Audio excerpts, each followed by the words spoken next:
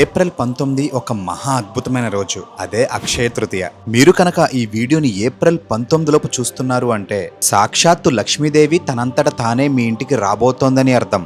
అసలు అక్షయ తృతీయ రోజున మన చరిత్ర యుగాలలో ఏం జరిగిందో మీకు తెలుసా? ఆ ఒక్క రోజే ఆకాశంలో మీరు ఒక అద్భుతాన్ని చూస్తారు. ఈ టాపిక్ చాలా ఇంట్రెస్టింగ్ గా ఉంటుంది. వీడియోని పూర్తిగా చూడండి. ఈ అక్షయ తృతీయ రోజునే త్రేతాయుగం ప్రారంభమైంది. పరశురాములు వారి జన్మదినం, పవిత్ర గంగా నది భూమిని తాకిన పర్వదినం, శ్రీకృష్ణుడు తన బాల్యమిత్రుడైన కుచేలుణ్ణి కలుసుకున్న దినం, వ్యాస మహర్షి మహాభారతాన్ని వినాయకుని సహాయంతో వ్రాయడం మొదలుపెట్టిన రోజు ఈ రోజు. సూర్య భగవానుడు అజ్ఞాత వాసంలో ఉన్న పాండవులకు అక్షయ పాత్ర ఇచ్చిన రోజు ఈ రోజు. శివుణ్ణి ప్రార్థించి కుబేరుడు మహాలక్ష్మితో సమస్త సంపదలకు సంరక్షకునిగా నియమించబడిన రోజు ఈ మహా అద్భుతమైన రోజు. ఆదిశంకరులు కనకదారాస్తవం మనకి చెప్పిన రోజు కూడా ఇదే. అన్నపూర్ణాదేవి తన అవతారాన్ని స్వీకరించిన రోజు కూడా ఇదే. అంత చరిత్ర కలిగిన